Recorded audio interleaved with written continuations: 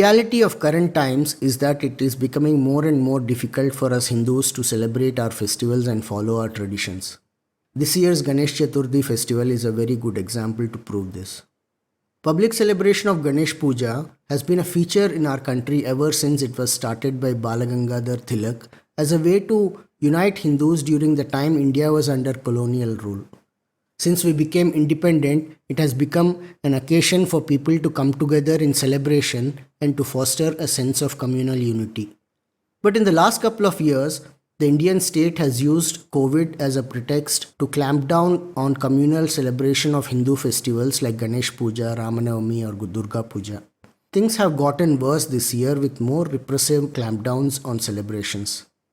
This is despite record levels of vaccinations, severe decline in COVID cases, and the state governments all over the country pushing towards normalization, including ending work from home, opening of markets, and forcing physical attendance in school for unvaccinated children.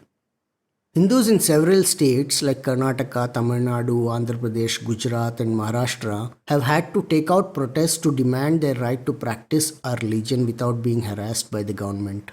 Just think about it.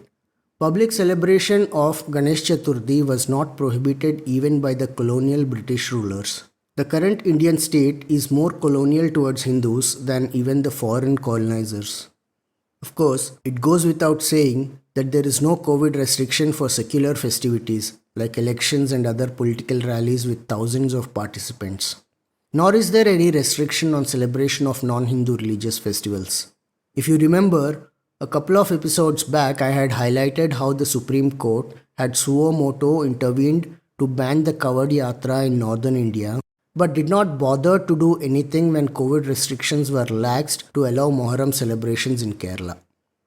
Diwali and Dasara festivals this year have already been banned in Delhi by Arvind Kejriwal government, citing pollution as a reason. It's interesting to note that same Kejriwal has been supporting the demand of farmers in Punjab to withdraw a law by the central government that seeks to control the practice of stubble burning by farmers, which engulfs almost the entire northern India in a thick blanket of smoke every year around November.